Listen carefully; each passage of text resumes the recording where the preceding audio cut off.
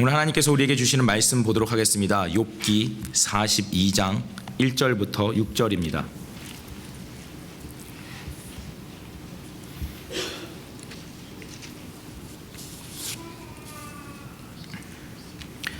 함께 한 목소리로 읽겠습니다. 욥이 여호와께 대답하여 가로되 주께서는 무소불능하시오며 무슨 경영이든지 못 이루실 것이 없는 줄 아오니 무지한 말로 이치를 가리우는 자가 누구니이까. 내가 스스로 깨달을 수 없는 일을 말하였고 스스로 알 수 없고 헤아리기 어려운 일을 말하였나이다. 내가 말하겠사오니 주여 들으시고 내가 주께 묻겠사오니 주여 내게 알게 하옵소서. 내가 주께 대하여 귀로 듣기만 하였사더니 이제는 눈으로 주를 배옵나이다. 그러므로 내가 스스로 하나고 티끌과 제 가운데서 회개하나이다. 아멘. 그리고 이어서 담임 목사님께서 작은 고무막에 설명이 불가능한 고통이라는 제목으로 말씀 전해주시겠습니다. 아멘. 할렐루야. 인사 안 하고 넘어갈 수 없죠. 우리 전우차 분 한번 인사하시면서 좀 레디컬한 인사하겠습니다. 그리스도인이 되십시오. 이렇게 좀 인사하시죠. 그리스도인이 되십시오. 무슨 말인지는 집에 가시면서 생각 좀 해보세요. 네.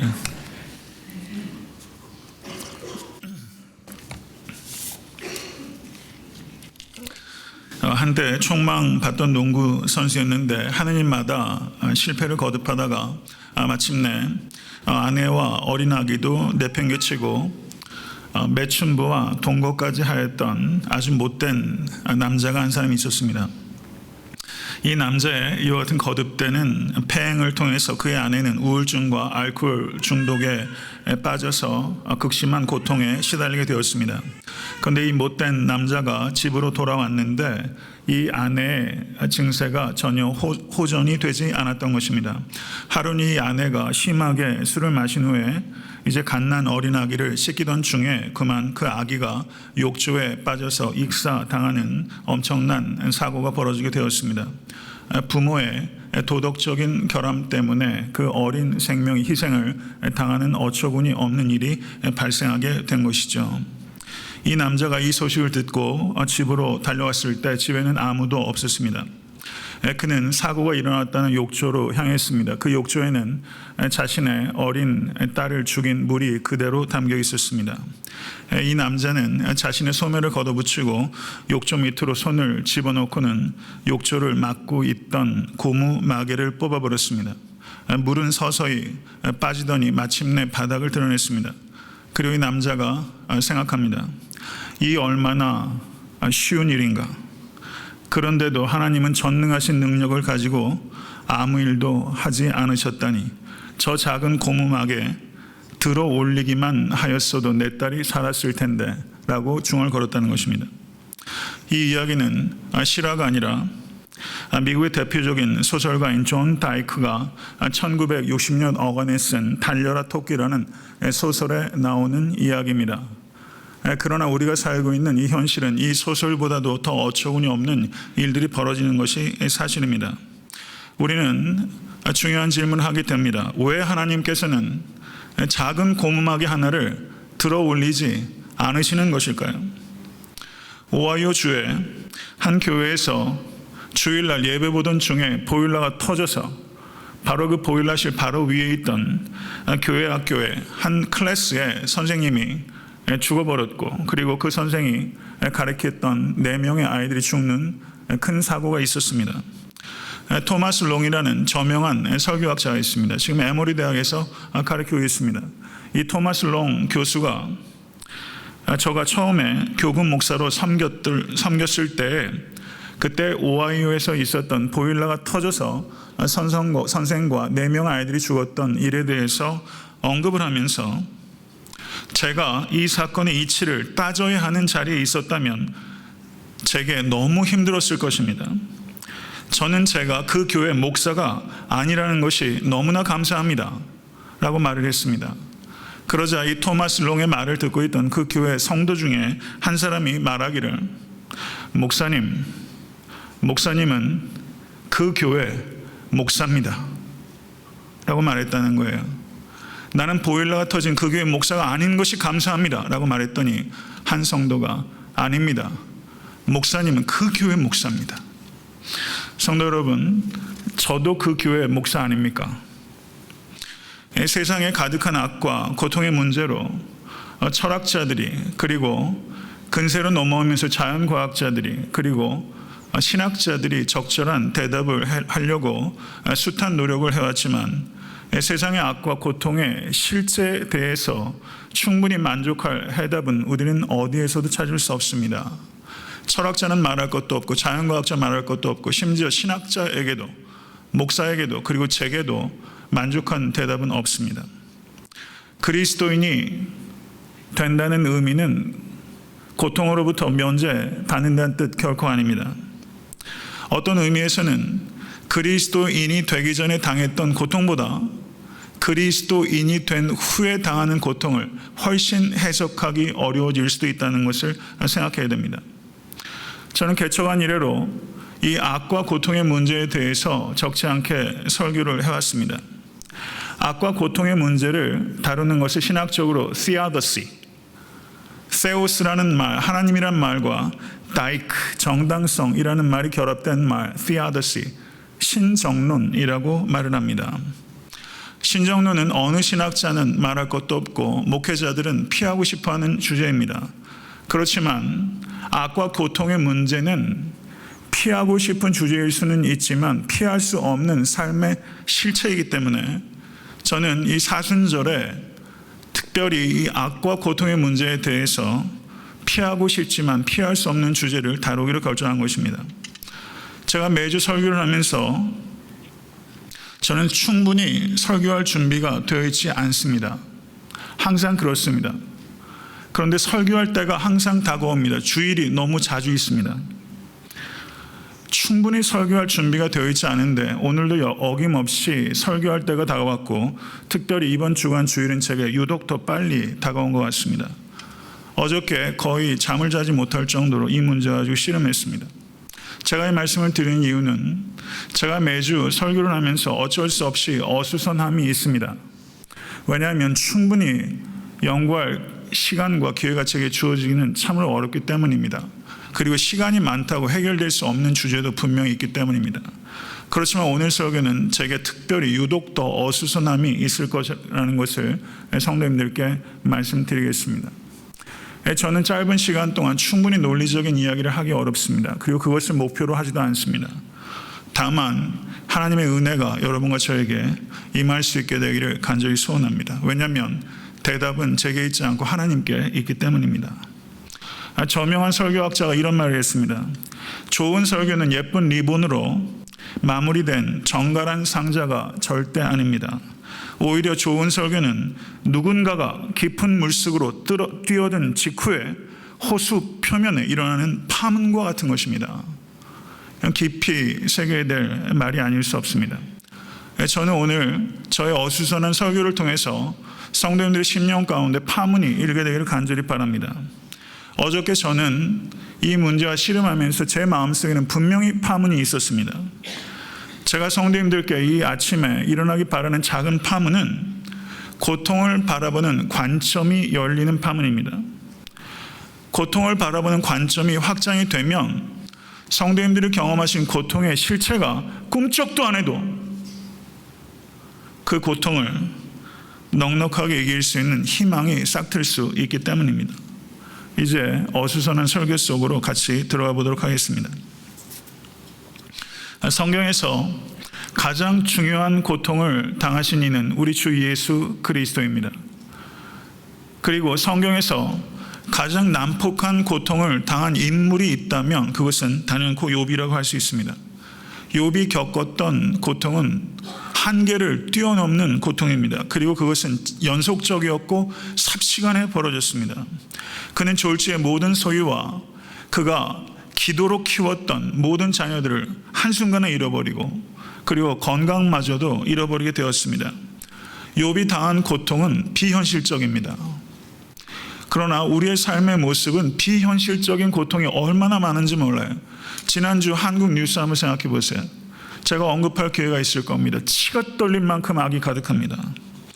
그런데 문제는 이 비현실적인 고통이 문제가 아니라 욥이 비현실적일 만큼 무고한 사람이었다는데 문제가 가중되는 것입니다.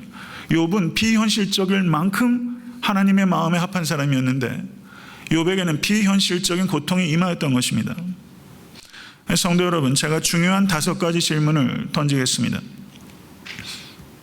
하나님께서 존재하고 계시는 것 믿으십니까? 하나님께서 전능하심을 믿으십니까? 좀 크게 좀 대답해 보세요. 왜 이렇게 겁을 먹으셨어요? 하나님께서 사랑이심을 믿으십니까? 하나님께서 공의로우신 것 믿으십니까? 지금 4가지를 믿으신다고 얘기하셨어요. 하나님의 존재, 하나님의 전능하심, 하나님의 사랑, 하나님의 공의. 그런데 문제가 있어요. 그런데 세상은 악과 고통으로 점철되어 있습니다. 맞습니까? 이게 조화가 되세요.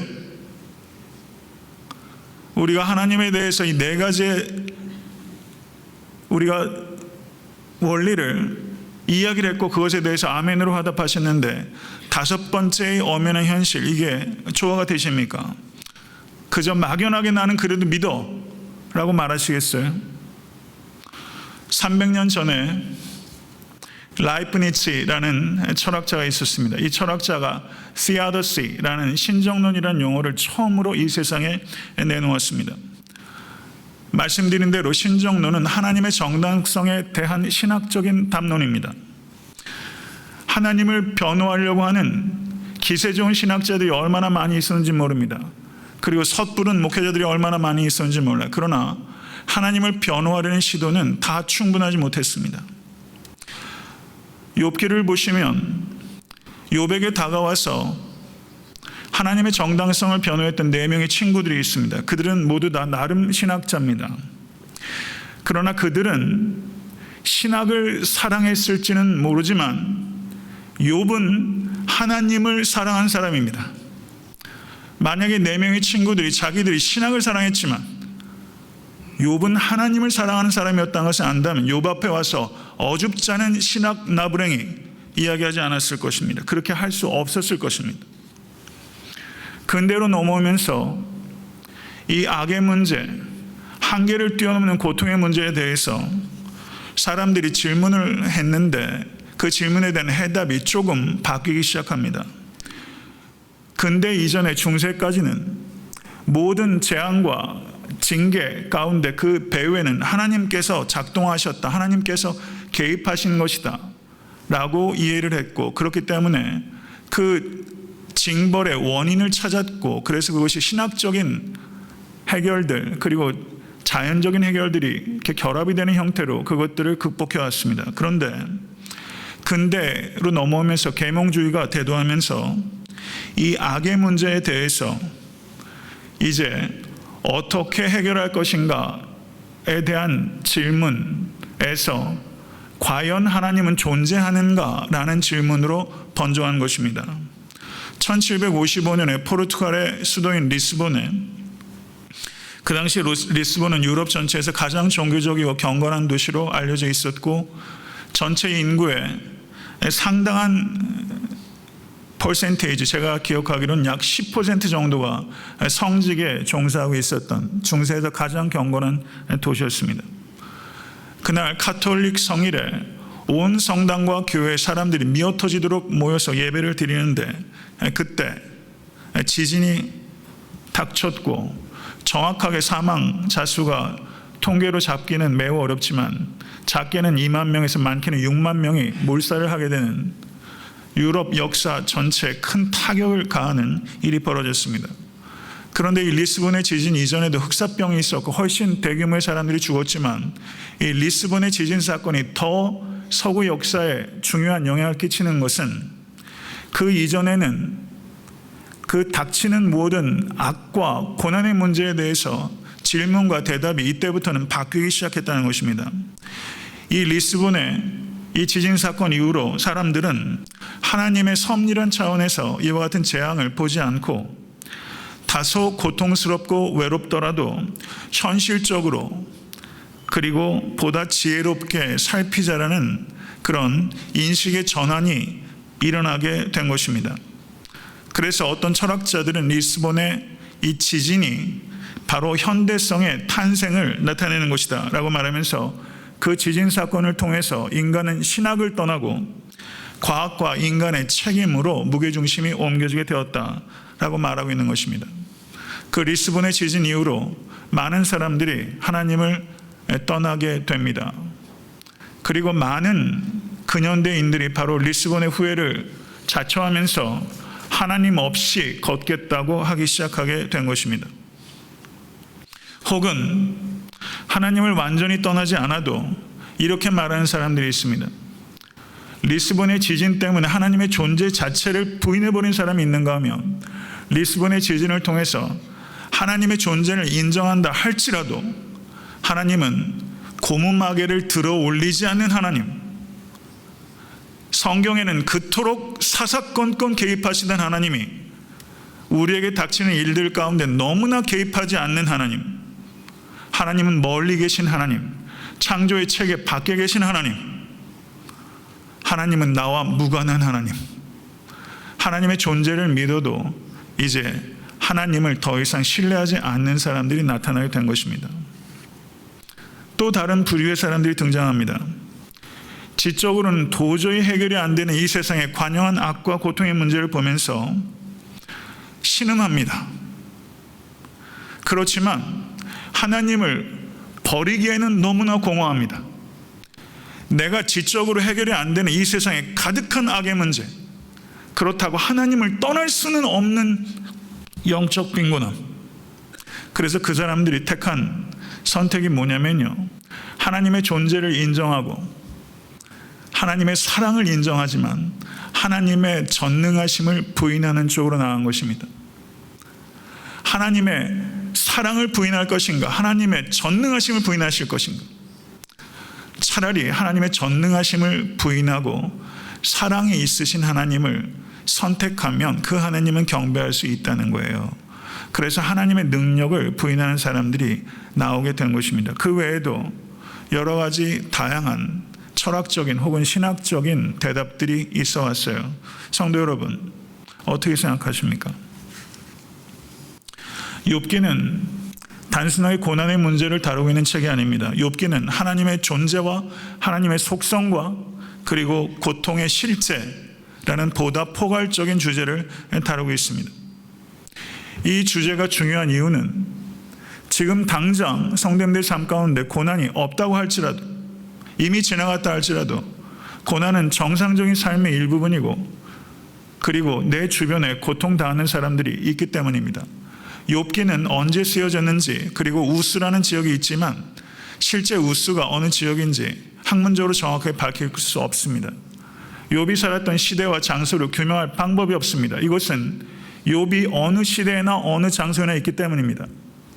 오늘 말씀을 바르게 이해하는 것이 필요한 이유는 내가 욥과 같은 고난을 지금 처하고 있지 않다 할지라도 욥은 어느 시대, 어느 장소에나 있기 때문에 이것에 대해서 철학자들의 얘기나 아니면 이신론자들의 얘기나 자연과학자들의 얘기가 아니라 신앙인의 얘기를 여러분과 제가 알아야 되기 때문에 오늘 우리는 이 말씀에 경청해야 하는 것입니다. 우리가 욥기를 통해서 대표적으로 나타나는 이 하나님이 누구신가, 인간이 누구인가, 악이란 무엇인가, 고통은 어디에서 연유하는가 하는 이 중요하고 무거운 주제에 대해서 이해의 폭이 넓어지면 넓어질수록 우리는 나에게 닥치는 고통 가운데 내가 어떻게 행동해야 하는가, 그리고 고난 가운데 있는 사람들을 어떻게 적절하게 위로할 수 있는가에 대한 대답을 얻을 수 있습니다. 자신의 자식을 급사하는 것을 본 목회자가 다른 사람들로부터 많은 편지를 받았습니다. 그런데 그 목사가 고백하는 거예요. 나를 가장 고통스럽게 한 것은 동료 목사입니다. 애통하는 자는 복이 있나니 라는 성경 말씀, 그 외에도 많은 성경 말씀을 인용하면서 급사한 자식을 품에 안고 울고 있는 목회자에게 동료 목사가 가장 큰 상처를 줬다라는 말, 우리 깊이 생각해야 됩니다. 고난 가운데 있는 성도 정답으로 위로되지 않습니다. 욥은 순전한 믿음을 가지고 있었지만 고난이 면제받지 않는다는 것을 우리에게 가르쳐주는 케이스입니다. 욥은 모든 재산과 자녀들을 한순간에 잃어버렸지만 저는 믿음을 잃어버리지 않았습니다. 그러나 믿음을 잃지 않았다고 상태가 호전되지 않았습니다. 오히려 건강이 더 안 좋아지면서 상태가 더 악화됐습니다. 어려움 가운데 믿음을 지키면 곧바로 상태가 호전된다. 성경은 그렇게 얘기하지 않습니다. 오히려 더 악화될 수도 있습니다. 욥이 죄 때문에 고난당하지 않았던 것처럼 욥이 믿음을 지켰기 때문에 더 복을 받은 게 아닙니다. 우리의 신앙은 그렇게 단순하고 기계적이지 않습니다. 욥기는 그것을 우리에게 가르칩니다. 욥기 1장 22절에 이 모든 일에 욥이 범죄하지 아니하고 하나님을 향하여 어리석게 원망하지 아니하니라. 그리고 욥기 2장 10절에서는 하나님을 욕하고 죽으라는 아내에게 욥이 말합니다. 그가 이르되 그대의 말이 어리석은 여자 중 하나의 말과 같도다. 우리가 하나님께 복을 받았은즉 재앙도 받지 아니하겠느뇨 하고 이 모든 일에 욥이 입술로 범죄치 아니하였더라. 이게 욥기 1장과 2장에 나오는 성경에서 유래를 찾아보기 어려울 정도의 믿음의 고백이에요. 그런데 욥기 3장 1절에서는 무슨 말이 나오는지 아십니까? 이 고백에 잉크가 마르기도 전에 욥기 3장 1절에 욥이 뭐라고 말하냐면 자기의 생일을 저주한다고 욥이 말했습니다. 3장부터 41장까지는 욥이 4명의 친구들과 그리고 하나님과 계속적으로 변론하면서 얼마나 많은 원망과 분노를 쏟아내고 있는지 몰라요. 만약에 욥기가 3장에서부터 41장이 없고 2장에서부터 42장으로 만약에 직행했다면 욥기는 고통 가운데 있는 사람들을 위로하지 못하고 고통 가운데 있는 사람들의 고통을 가중시켰을 것입니다. 저는 개인적으로는 우리가 욥기 1, 2장과 42장만을 주되게 설교하고 그리고 성도님들도 그 내용만을 겨우 따라하고 있지만 욥기 3장부터 41장이야말로 제 개인적으로는 욥기의 백미요, 욥기가 의미를 갖게 하는 가치는 사실상은 욥기 3장부터 41장에 기록되어 있습니다. 욥이 이런 말도 했어요. 내가 모태에서 적신이 나와 싸운즉 또한 적신이 그리로 돌아가올지라. 주신 자도 여호와시요 취하신 자도 여호와시니 여호와 이름이 찬송을 받을지니이다. 성도 여러분, 이 말과 욥기 7장 11절의 말, 내가 내 입을 금하지 아니하고 내 마음의 아픔을 인하여 말하며 내 영혼의 괴로움을 인하여 원망하리이다. 7장 16절 17절에서 욥은 이렇게 말해요. 내가 생명을 싫어하고 항상 살기를 원치 아니하오니 죽고 싶다는 겁니다. 나를 놓으소서 내 날은 헛것이니이다. 사람이 무엇이간데 주께서 크게 여기사 그에게 마음을 두시고 아침마다 권징하시며 분초마다 시험하시나이까. 주께서 내게서 눈을 돌이키지 아니하시며 나의 침 삼킬 동안도 나를 놓지 아니하시기를 어느 때까지 하시리니까. 침 삼킬 시간도 고통에서부터 자유롭지 못하고 나고 이런 고통 겪어보셨어요? 이게 문학적인 작품일 수 있습니까? 이런 고통을 실제 겪지 않은 사람은 이렇게 쓸 재간이 없어요. 성도 여러분, 어떤 말이 내가 모태에서 적신이 나와 싸운즉 이라고 하는 말과 제가 몇 가지 지금 예를 들어서 말한 욥의 원망, 어느 쪽이 고통에 있는 사람을 더 위로할 수 있을까요? 나는 살기를 원치 아니하오니. 성도 여러분, 욥은 분명히 하나님께 원망했어요. 욥은 분명히 하나님께 화냈어요. 그런데 이게 중요한 거예요. 리스본의 후예들은 하나님을 원망하고 하나님을 떠났어요. 리스본의 후예들은 하나님을 질문의 대상으로 삼았어요. 그래서 원망하다가 하나님의 존재를 부인해 버렸어요. 그런데 욥은 하나님의 존재가 질문의 기초입니다. 욥은 하나님의 존재를 한순간도 의심하지 않았고 욥은 하나님의 전능하심, 하나님의 사랑을 한순간도 의심하지 않았어요. 욥은 심지어 하나님을 찬양합니다. 그럼 욥의 문제는 뭔지 아세요? 욥의 믿음과 욥의 삶이 해석이 안 되는 거예요. 욥은 하나님 안에서 울고 있어요. 제가 읽었던 책 중에 의미 깊은 이야기가 있어요. 제가 쑥 읽은 내용이기 때문에 정확하게 인용은 못합니다. 그 내용이 뭐냐면, 어린이 정신병동을 방문할 기회가 있어서 어린이 정신병동을 갔는데 거기 가보신 적 있으세요? 어린이 정신병동에서는 애들이 울지 않는답니다. 왜 울지 않는 줄 아세요? 울어도 아무도 들어주지 않기 때문에. 울어도 아무도 도와주지 않을 것을 정신병에 있는 아이도 알기 때문에 정신병동에 있는 아이는 안 운대요. 그 이야기를 책으로 읽으면서 가슴 한 칸이 툭 떨어지더라고요. 울지 못하고 울지 않는 성도들이 있다는 거 저 압니다. 아무도 도와주지 않는다는 거 알아요. 아는 성도가 있어요. 세상에 그런 사람 많아요. 교회 안에도 울지 않는 정신병동의 어린아이 같은 성도 있어요. 있어요. 이젠 울 수도 없어요.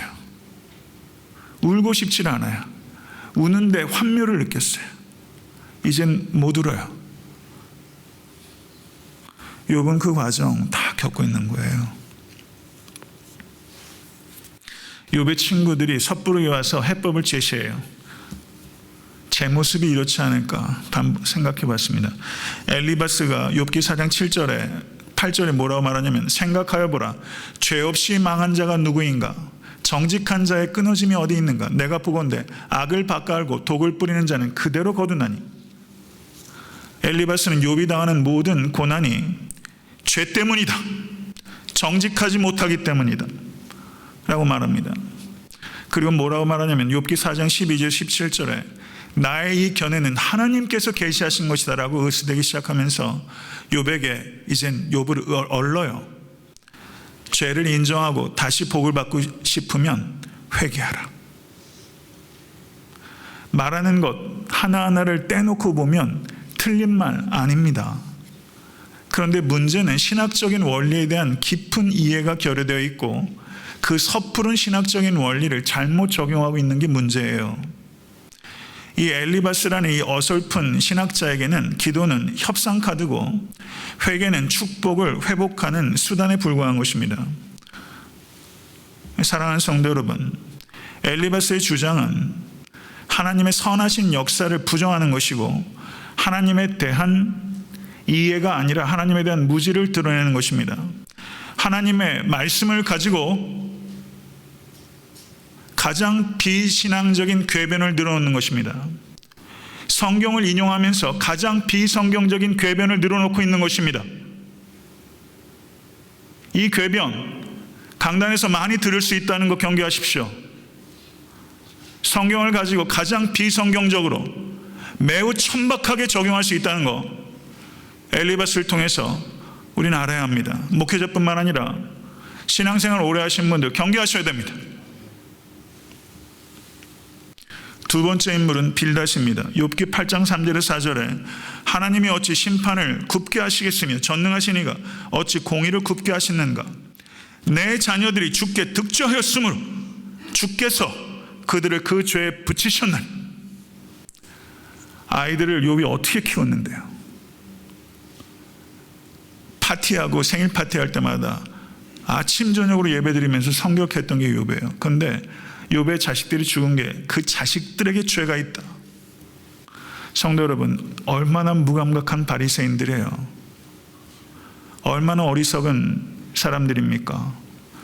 신앙생활 오래 하면서 이렇게 남의 고통을 가지고 장난칠 수 있어요. 이거 경계하셔야 됩니다. 친구란 사람 입에서 내 자식들에게 죄가 있다는 말이 쏟아진다는 거, 이 얼마나 악한 말이에요. 여러분의 입에서는 뭐가 흘러나옵니까? 빌닷이 말했어요. 내가 만일 하나님을 부지런히 구하며 전능하신 이에게 빌고 또 청결하고 정직하면 정녕 너를 돌아보고 내 의로운 집으로 형통하게 하실 것이라. 내 시작은 미약하였으나 내 나중은 심히 창대하리라. 내 시작은 미약하였으나 내 나중은 심히 창대하리라. 여러분 그거 집에 다 있죠? 이게 누구 말인지 아셨어요 이제? 빌닷의 말이에요. 이것만 떼어놓고 보면 맞죠. 이것만 떼어놓고 보면 얼마나 우리를 위로하는지 몰라요. 그런데 이 말이 욥을 죽이던 말이에요. 우리가 함부로 말할 수 없어요. 빌닷은 인간의 운명이 인간의 공로와 정확히 일치한다는 그런 매우 초급적인 신학을 가지고 있던 사람입니다. 이 빌닷은 예외적인 상황을 고려하지 않는 사람이에요. 욥이 당한 무고한 사람이 당하는 고통이라는 새로운 상황을 해석할 수 있는 인간적인 이해와 통찰과 신학을 가지고 있지 않았어요. 자기가 알고 있던 지식과 경험에 의지해서 새로운 상황에 무분별하게 적용하면서 사람을 죽이고 있는 것입니다. 예외적이고 복합적인 삶의 상황이 있을 수 있다는 것 외면하면 빌닷됩니다.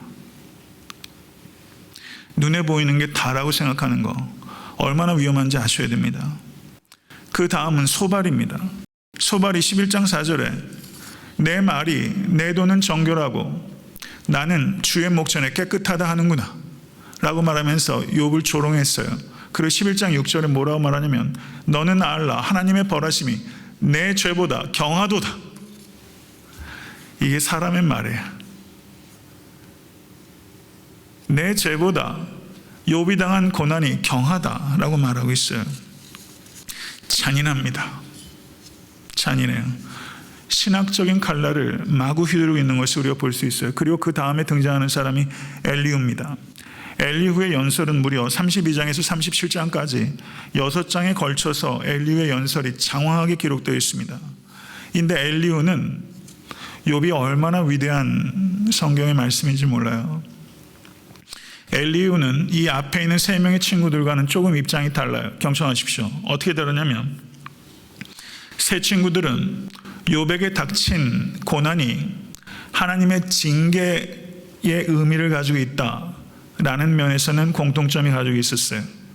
그런데 이 엘리후는 욥에게 닥친 고난이 징계의 의미로만 이해할 수는 없고 교육의 의미를 가지고 있을 수 있다. 반드시 욥의 죄 때문에 징계로 온 것이 아니라 하나님께서 욥을 교훈하실 목적으로 징계하실 수 있다라는 새로운 티올로지를 가지고 나온 거예요.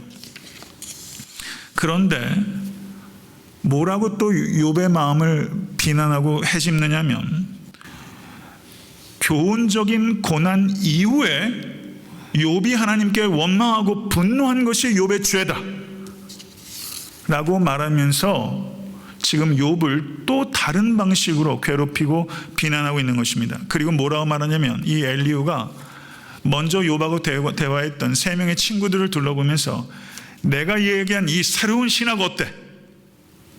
너희들도 좀 인정해 줘 라고 말했어요. 이 엘리후의 목적은 욥을 위로하는 데 있지 않고 욥을 통해서 인정받는 데 있었어요. 교회가 이럴 수 있다는 거 알아야 됩니다. 고난당하는 사람을 교회가 정작 이런 방식 저런 방식으로 도움을 준다고 하면서 실제는 그 사람을 위로하는 데 관심이 없고 그 일을 통해서 인정받고자 하는 데 관심이 있을 수 있어요. 여러분의 헌신과 봉사도 그럴 수 있어요. 사랑 없이 희생할 수 있어요. 위로하기 위해서가 아니라 인정받기 위해서. 고린도전서 13장의 말씀 생각해 보세요. 몸을 불사르게 내어줄지라도 사랑이 없으면 nothing 이라고 말하지 않습니까? 사람은 교묘하게 악합니다.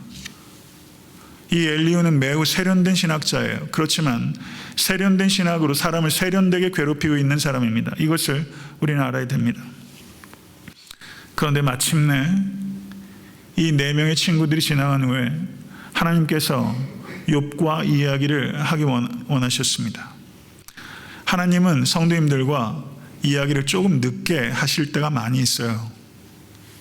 그런데 하나님께서는 이 섣부른 4명의 신학생인지 신학자인지는 고난의 원인과 고난의 해법에 대해서 섣부른 대답들을 내놨지만 하나님께서는 아무 말씀하지 않으세요. 고난의 원인에 대해서 정작 하나님은 대답하지 않으신다는 것을 오늘 본문을 통해서 보게 됩니다. 제가 오늘 본문을 강해하고 있지는 않아요. 본문에 대해서 깊이 강해를 듣기 원하시는 분은 2010년도에 제가 사순절에 욥기 전체를 강해했습니다. 그것을 참조하시기 바랍니다. 저는 이 본문의 만의 의미를 강해하는 것이 아니라 악과 고난의 문제를 주제적으로 오늘 성도님들께 말씀하고 있는 것입니다.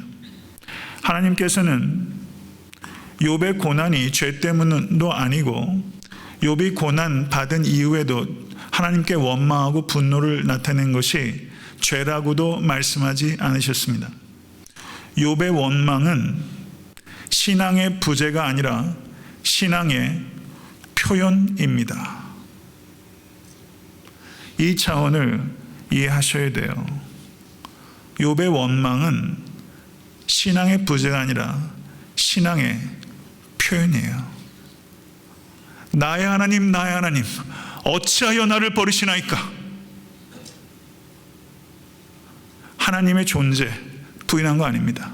하나님의 선하심, 하나님의 사랑심, 하나님의 능력 부인한 거 아니에요. 어찌하여 나를 버리시나이까? 욥이 원망한 거는요, 믿음 안에서 원망한 거예요. 하나님은 그것을 정당하다고 말하고 한편으로 하나님께서는 그것을 기뻐하세요. 성도 여러분, 하나님을 정말 믿으신다면 믿음 안에서 원망하세요. 그게 진짜 관계입니다. 그런 차원이 기도에 있어야 돼요. 그런데 우리가 기도해서 그런 차원을 쏙 빼버렸어요. 다른 기도 생활 아닙니다. 욥은 하나님을 항상 붙잡고 있었어요. 욥은 이 문제를 해결하실 수 있는 이는 하나님밖에 없다는 것을 내려놓은 적이 없어요. 욥은 하나님과 씨름하고 있었어요. 그러나 하나님은 끝끝내 고난의 원인에 대해서 욥에게 대답하지 아니하셨어요. 그리고 그것을 미스테리, 신비로 남기셨어요. 성도 여러분, 과거의 고난, 현재의 고난, why? 어찌하여? 라고 물으세요. 그런데 그 대답이 신비로 남을 때가 많이 있다는 것 역시 받아들이세요. 왜 하나님께서 욥에게 대답하지 아니하셨을까요? 하나님은 욥이 인간이 고난의 이유에 대해서 충분히 이해할 수 있는 능력이 없기 때문입니다. 우리는 세상의 악과 고통의 문제를 충분히 이해할 수 있는 능력 우리에게 없어요. 두 번째, 충분히 이해할 필요가 없습니다. 충분히 이해할 능력도 충분히 이해해야 할 필요도 우리에게 없습니다. 욥은 사망의 음침한 골짜기를 벗어났습니다. 그것은 고난의 원인을 규명했기 때문에 사망의 음침한 골짜기를 벗어난 것이 아니라 하나님을 만났기 때문에 사망의 음침한 골짜기를 벗어난 거예요. 이게 하나님의 방법이에요. 논리적으로 하나님의 존재를 이 악과 고통의 문제 가지고 철학적으로 묻고 대답하는 방식으로 거기에서 빠져나온 것이 아니라 절대 빠져나올 수 없습니다. 그런 방식으로 이 문제를 규명할 수 없습니다. 그것은 하나님의 방법이 아닙니다. 고통의 문제는 하나님을 새롭게 만남으로 그 문제를 바라보는 관점이 바뀜으로 사망의 음침한 골짜기에서 나올 수 있게 되는 것입니다. 답답하시죠? 이런 방법밖에 없다는 것이. 런던에 2차 세계대전 당시에 공습이 가해져서 목회자들이 사람들을 위로하고 동분서주했는데 한 목회자가 지친 몸을 이끌고 이제 귀가하면서 한 교금 목사에게 이렇게 말했어요. 너무 지치고 낙심이 돼서 이렇게 부르짖습니다. 10분 동안만 내가 우주의 보좌에 앉아 있을 수 있다면 얼마나 좋을까? 그러자 옆에 있던 교금 목사가 이렇게 말했어요. 만일 당신이 10분 동안 보좌에 앉아 있는다면 나는 당신이 다스리는 세상에는 10초도 살지 않겠소. 성도 여러분, 세상에 관영한 악과 고통의 문제, 나에게 직접적인 문제가 아니더라도 이 세상에서 벌어진 일들 앞에 우리는 낙심이 됩니다. 어지러워요. 그러나 성도 여러분, 내가 신이 되어 다스리는 세상, 인간이 신이 되어 다스리는 세상, 우리가 섣부르게 이러쿵저러쿵 해법을 제시하지만 성도 여러분, 인간이 신이 돼서 다스리는 세상 10초도 살고 싶지 않습니다. 내가 신이 돼서 다스리는 내 삶, 나에게 지금 닥치는 일이 이게 좋은지 나쁜지 저는 천둥벌거숭이 같아가지고 구별 못하겠어요. 내가 내 주인이 돼서 내 삶에 있어야 될 것, 빼야 될 것을 제가 결정하는 삶, 제가 여태까지 살아온 시간들을 제가 다시 한번 구분해서 빼고 끼고 할 수 있는 기회가 저에게 주어진다면 제 삶은 더 엉클어질 거예요. 저는 그런 기회 주어진다면 저는 단호하게 사양하겠습니다. 내가 신이 되어 다스리는 내 삶, 인간이 신이 되어 다스리는 역사, 인간이 신이 되어 주무르고 있는 우주, 이 피조세계 어떻게 되고 있습니까? 사랑하는 성도 여러분, 악과 고통의 문제는 논리적인 해답을 통해서 풀리는 것이 아니라 하나님과의 만남을 통해서 풀리는 순례입니다. 하나님과 동행하는 순례를 통하여 풀려요. 애통하는 자는 복이 있나니 맞죠. 그렇지만 그 성경적인 말도 맞는 타이밍에 전해져야 될 필요가 있어요. 이것을 우리는 깊이 생각해야 됩니다. solvitur ambrando 라는 말이 있습니다. 제가 라틴어를 사실은 공부한 적은 없어요. 근데 책을 보다 보면 라틴어가 인용되는 경우가 들어있어요. 라틴어 공부할 기회가 있으면 좋겠는데 그럴 시간은 없네요. solvitur ambrando. 교회에서 공부하는 사람들은 라틴어는 필수로 공부해야 됩니다.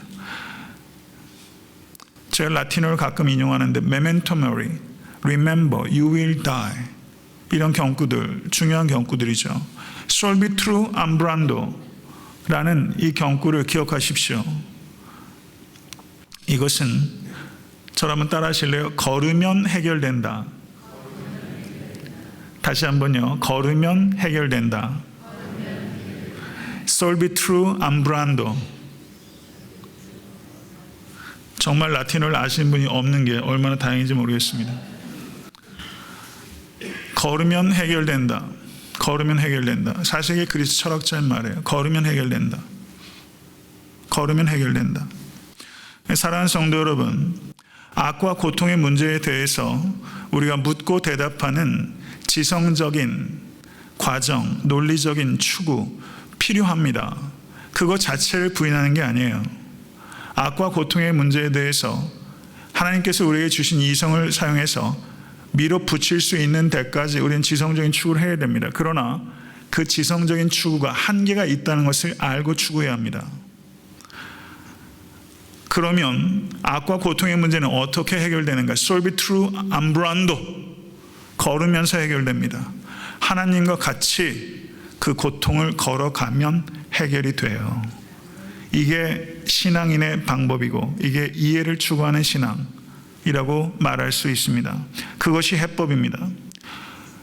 고통의 문제에 대해서 그게 개인의 문제든 아니면 역사와 우주의 문제든 그것에 대해서 경이롭고 신비로운 해법은 존재할 수 없습니다. 이것을 받아들이십시오. 그러나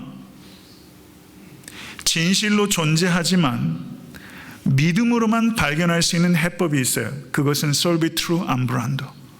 하나님과 동행하는 거예요. 거기에 해법이 있어요. 그러니 세상 철학자들과는 전혀 다른 데서 얘기하고 있는 거예요.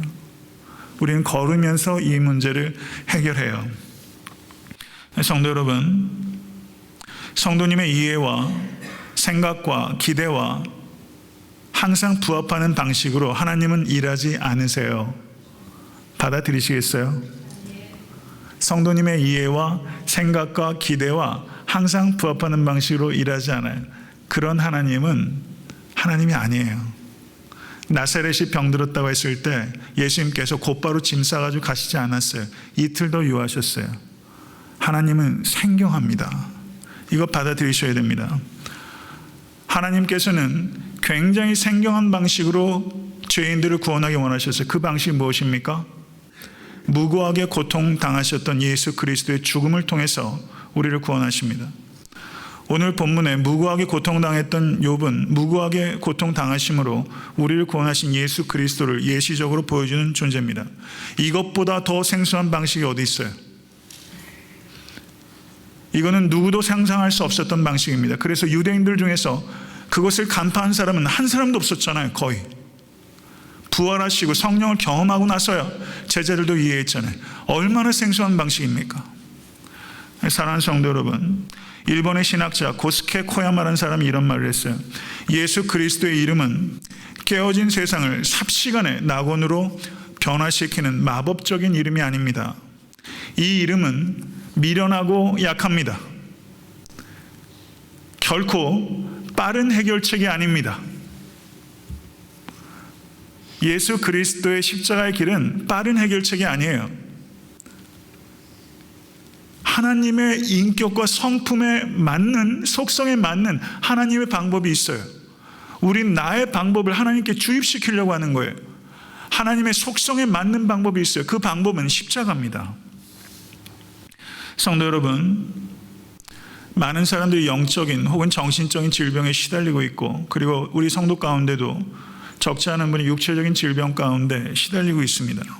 예수님께서는 기적을 통해서 질병을 치유하셨습니다. 믿으십니까? 지금도 exceptionally, 예외적으로 하나님의 전적인 주권에 따라 질병을 치유하십니다. 믿으십니까? 예외적으로, 주권적으로 하나님께서는 자유롭게 그 일을 하세요. 그것을 믿기를 원하시지만 믿는다고 병이 낫는 건 아닙니다. 하나님께서는 믿는 자도 고치셨고 믿지 않는 자들도 고치셨어요.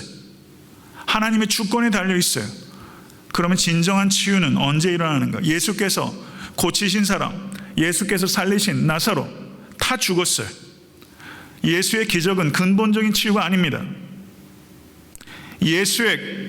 예수께서 근본적으로 고치신 것은 예수의 기적이 아니라 예수의 십자가입니다.